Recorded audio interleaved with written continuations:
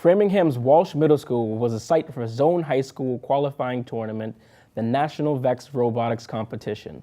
Created by the Robotics Education and Competition Foundation, the organization hopes to inspire students one robot at a time.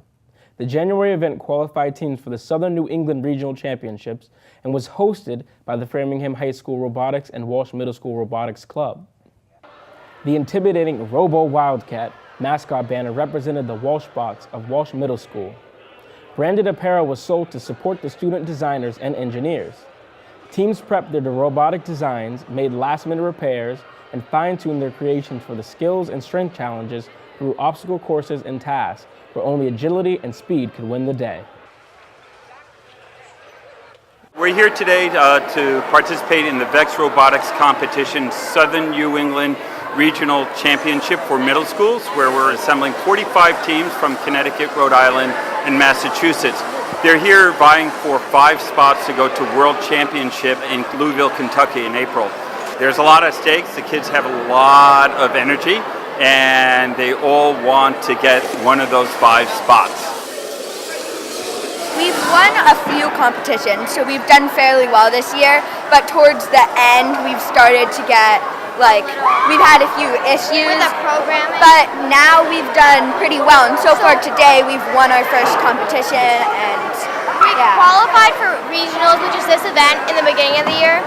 So we did pretty good at the beginning of the year. Yeah. We've won excellence, skills, and tournament champions a few times. So the day is organized in qualifying matches where we have 4 teams on the field. They're working in 2-pair alliances. So there's a red alliance and a blue alliance. The first 15 seconds is autonomous mode. And the robots are just going to run there and, without any driver intervention, and try to score as much as possible. Some teams are able to score 5, 15, 30 points.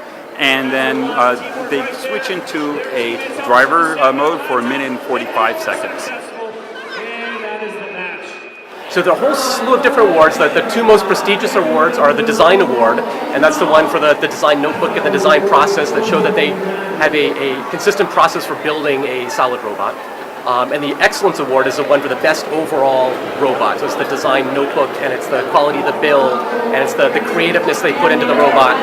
All of those, and plus how well they do on the field and in the skills competitions, all contribute to the Excellence Award. There are a number of other awards for clever, innovative solutions to particular problems, or how well they programmed the code for the autonomous part of the robotics. And then there's a Judges Award for teams that sort of stood out, even if they didn't do so well in the field. There are lots of teams that overcome hardships or otherwise have sort of shown themselves as being worthy of getting an award, and we try to find some of those teams and recognize them as well. Each person on our team kind of has a specific role. One person is basically in charge of designing. We all kind of help build. We have 2 drivers, a person, we both document and scout, and then there's somebody who's our artist and draws all the designs out. So we all kind of have our own parts to it. So I think that might be what makes us such a good team, that we're all good at different things. And it's also a really fun experience if you do get to Kentucky, because we did last year and it was really fun. It was.